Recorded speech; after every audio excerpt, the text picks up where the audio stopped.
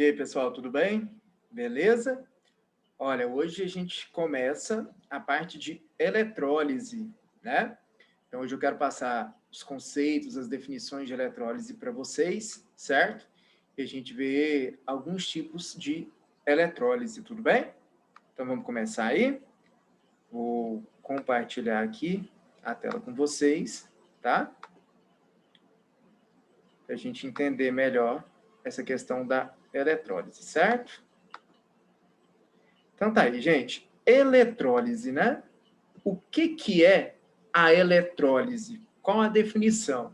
É sempre muito importante você entender a definição, entender o conceito, né? O conceito de eletrólise é o contrário do conceito de pilha, né? Então, a gente já viu pilha aí, né? Tem videoaula sobre pilha aí no canal, certo? O que é pilha? Pilha é um processo espontâneo, certo? No qual reações de óxido-redução produz corrente elétrica. O processo de eletrólise é o processo inverso. Olha só, processo em que a passagem de corrente elétrica por um sistema produz reações não espontâneas de óxido-redução. Então, uma das maneiras da gente produzir reações não espontâneas de óxido-redução é passando corrente elétrica por um sistema. Eu acho que o melhor exemplo para você entender o que é eletrólise talvez seja a questão da bateria do celular, né? Pilhas e baterias são sinônimos. Então, quando você pega uma bateria e coloca no celular, o celular imediatamente começa a funcionar, né? Então, lá na bateria do celular, existem reações espontâneas de óxido-redução. Essas reações produzem corrente elétrica e fazem o celular funcionar, certo? Por isso que a bateria, o conceito de bateria é o mesmo conceito que pilha, certo? Então, vai ter as reações lá na bateria e o celular vai funcionando. Então, ele vai funcionando, funcionando, funcionando, até que chega um momento em que acaba a bateria, certo? Quando a bateria acaba, ela carrega espontaneamente? Não, né? Ela não carrega sozinha. O que você tem que fazer? Você tem que pegar essa bateria, né, e ligar na tomada, certo? Por que você precisa de ligar a bateria na tomada? Porque você está passando corrente elétrica por esse sistema. E aí vão ocorrer reações não espontâneas de óxido-redução. Então, a descarga da bateria é um processo espontâneo, certo?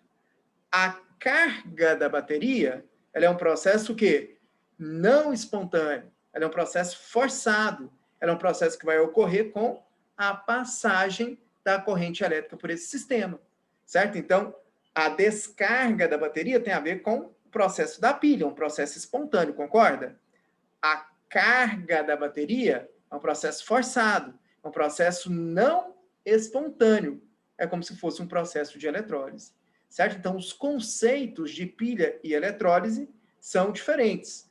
Um é o contrário do outro, ok? Então, eu coloquei para você um esqueminha para você tentar entender melhor o que é a eletrólise, né? Então, a gente tem aqui, ó, gerador, tá vendo?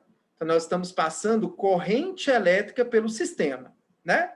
Nesse sistema, eu tenho a presença de ânions e de cátions. Então, o que está acontecendo aqui, ó?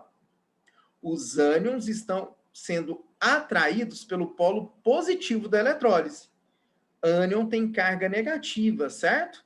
A carga negativa está sendo atraída pelo polo positivo. Os cátions estão sendo atraídos pelo polo negativo. Por quê? Cátion não tem carga positiva? A carga positiva está sendo atraída pelo polo quê? Negativo do sistema, tudo bem? Então, sempre na eletrólise, nós vamos trabalhar com isso aqui, ó. Na eletrólise, a gente tem que ter a presença de cátions e de ânions. Então, de uma maneira geral, o que a gente tem que fazer? A gente precisa de neutralizar os cátions e neutralizar os ânions, certo? Então, como é que a gente faz isso? Tá aqui, ó.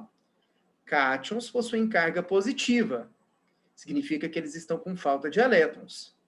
para que eles se neutralizem, eles precisam de receber elétrons, certo? Então, sempre o cátion vai receber elétron e vai se neutralizar, tudo bem? Então, de uma maneira geral, a gente trabalha assim com os cátions na eletrólise. Então, o cátion vai receber elétrons e vai neutralizar. Receber elétrons é sinônimo de reação de quê? De redução, certo? Então, olha só, sempre os cátions vão sofrer a redução aonde? No cátodo, certo? E essa redução que ocorre no cátodo, a gente diz que é o polo negativo da eletrólise. Então, a redução ocorre no cátodo, não importa se é pilha ou se é eletrólise. Redução está associada ao cátodo. O que inverte são os polos. Então, lá na pilha, a redução ocorre no cátodo, mas é o polo positivo. Aqui na eletrólise, a redução também ocorre no cátodo, como na pilha, porém é o polo negativo.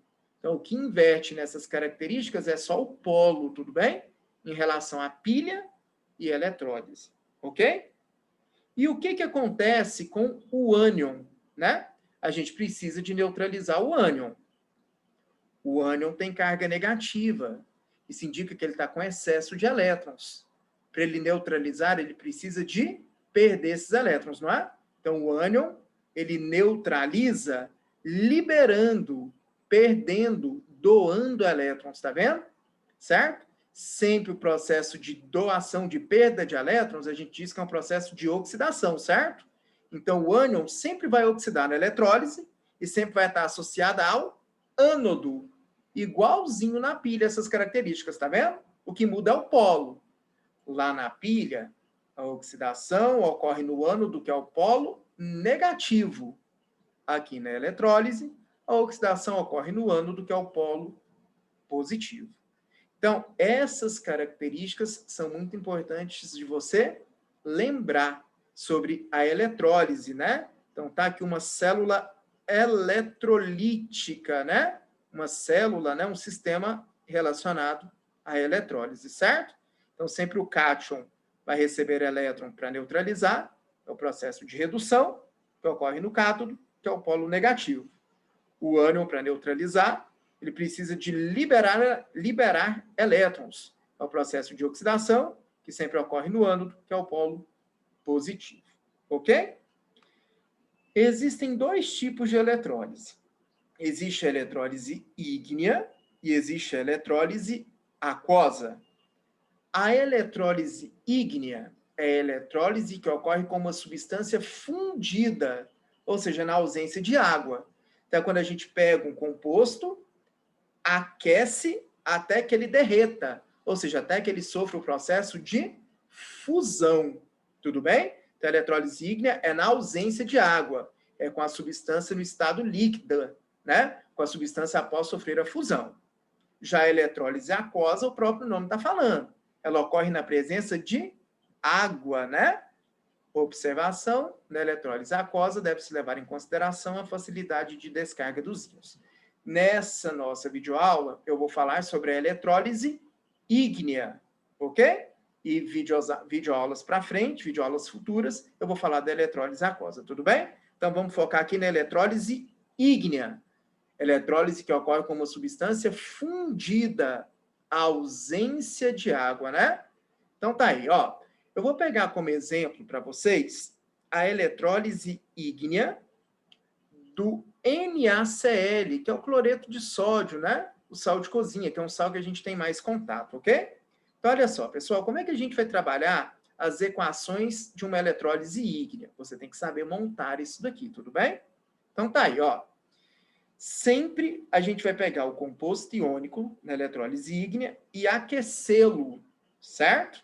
O ideal até é que você coloque um triângulo em cima da setinha aqui, ó, indicando que é aquecimento, certo? Então, o cloreto de sódio, ele é sólido, né? Quando a gente aquece, vai chegar o momento que esse sal vai sofrer uma fusão. Ou seja, ele vai passar do estado sólido para o estado líquido, correto? No estado líquido, os íons fazem o quê? Se dissociam, se separam, né? Então, nesse caso, os íons vão se separar em quê? Em Na mais líquido, mais Cl menos líquido, certo? Não é aquoso, porque aqui é na ausência de água. Nós não temos água nesse sistema, ok? Então, nós temos a presença de um cátion e de um ânion. O que a gente acabou de ver? Na eletrólise, geralmente a gente trabalha com o quê? Com a questão da gente neutralizar o cátion presente e o ânion presente, tudo bem? Então, nós temos Na+ no sistema, certo? Vamos neutralizar esse Na+? Tá aí, ó. O Na+, ele tá com falta de elétrons, não tá? Para ele neutralizar, o que ele tem que fazer? Ele tem que ganhar, receber elétrons até se neutralizar, tá vendo? Então, gente, na maioria das vezes, o cátion vai ser um metal. Na maioria das vezes. Metais sempre se neutralizam, certo? Na forma monoatômica, a forma de nós representá-los, ok? Então, a gente não vai representar Na2, Na3, Na4, só o Na, tudo bem? Certo? E a gente sabe que os metais são sólidos a temperatura ambiente, certo? Com exceção do mercúrio, que é líquido, tudo bem? Então, ó, o cátion recebeu o elétron e neutralizou, certo? Agora a gente precisa de neutralizar o ânion. Qual é o ânion que está presente no sistema? O Cl-, certo? Então, Cl-, carga negativa, indica que está com excesso de elétrons. O que a gente tem que fazer, então, para neutralizar o ânion? A gente tem que fazer com que ele perca elétrons, não é? Então, tá aí, ó. O Cl- vai liberar elétrons e vai neutralizar. É importante você perceber o seguinte, na maioria das vezes, né, essa carga negativa vai estar associada aqui a um ametal. E a maioria dos ametais se neutralizam na forma diatômica. Por isso, Cl2, certo? E o cloro, na temperatura ambiente, ele é o quê? Gasoso, certo? Sempre que a gente monta uma equação, a gente precisa de balanceá-la, né? Então, vamos balancear? Nós temos 2 cloros aqui. Aqui a gente só tem 1. Então, aqui nós vamos multiplicar por 2, certo? Agora, não tem 2 cargas negativas do lado dos reagentes? Tem que ter 2 cargas negativas do lado dos produtos. Então, a gente precisa de multiplicar os elétrons por quanto? Por 2 também, né? 2 negativos, 2 negativos. Balanceamos a equação, certo? Então, a gente neutralizou o cátion e a gente neutralizou o ânion, certo? Se o exercício pede para você, dê a equação global do processo. A gente já viu isso em pilhas, né? Equação global, a principal finalidade é nós cancelarmos os elétrons. Dá para cancelar os elétrons que está do jeito que está aqui? Não, né? Aqui tem um elétron e aqui não tem 2. Você pode multiplicar qualquer equação por qualquer valor, certo? Então, para que a quantidade de elétrons se iguale, a gente vai multiplicar essa equação do meio aí por quanto? Por 2, não é? Então, eu vou multiplicar por 2, por quê? Agora eu posso cancelar 2 elétrons antes da seta com 2 elétrons depois da seta, certo? Beleza? Se pudermos cancelar mais coisas, ótimo. Se não, é só copiar o que sobrou. Tem mais coisa que pode ser cancelada, não tem? Olha só. Nós temos 2 Na+ antes da seta. E nós temos 2 Cl- antes da seta. Aqui nós temos Na+ e Cl- depois da seta, não temos? Para que a gente consiga cancelar, o que a gente pode fazer com essa primeira equação? A gente pode multiplicá-la toda por 2. Agora nós podemos cancelar o quê? 2 Na+ depois da seta com 2 Na+ antes da seta, certo? Podemos cancelar os 2 Cl- depois da seta com 2 Cl- antes da seta, não é? Cancelamos tudo que era possível. Então, vamos escrever o que sobrou. O que sobrou? 2 NaCl, ao ser aquecido e ser passado corrente elétrica pelo sistema, né? Porque a eletrólise precisa dessas características, não é isso? Vai formar 2Na sólido mais Cl2 gasoso. essa equação global dessa eletrólise ígnea, certo? Se o exercício perguntar qual produto foi formado no cátodo, ou qual produto foi formado no ânodo, né? Qual produto foi formado no polo negativo, qual produto foi formado no polo positivo, é só você lembrar. Esse processo representado aqui, ó, não ganhou elétrons? Ganho de elétrons não tem a ver com redução? A redução sempre ocorre no cátodo. Não importa se é pilha ou eletrólise, só muda o polo. Lá na pilha você sabe que o cátodo é o polo positivo. Então aqui vai ser o polo negativo, certo? Então no cátodo ou polo negativo desta eletrólise foi produzido quem? Foi produzido o Na, o sódio metálico, ok? E a reação do cloreto, né? O cloreto não perdeu elétron? Ele não liberou elétron? A gente sabe que perda de elétron é o quê? Oxidação, que sempre ocorre no ânodo, não importa se é pilha ou eletrólise, né? Só muda os polos. Você sabe que na pilha, o ânodo é o polo negativo. Aqui na eletrólise, ele é o polo positivo. Então, se o exercício pergunta para você qual substância foi formada no ânodo ou no polo positivo, a substância produzida foi o gás cloro. Certo? Então, é assim que a gente vai trabalhar com a eletrólise ígnea. Dissociou o composto iônico, vai ter o cátion e vai ter o ânion, certo? Neutralizamos o cátion, neutralizamos o ânion e descobrimos a equação global. Sempre é esse padrão. Sempre é assim que a gente vai trabalhar na eletrólise ígnea. Certo? Então é isso, pessoal. Espero que você tenha entendido a definição de eletrólise ígnea também, certo? E aí, em aulas para frente, eu vou falar para vocês sobre eletrólise aquosa e depois a parte de cálculo de eletrólise. Beleza? Então é isso, galera. Valeu, grande abraço, até a próxima. Tchau.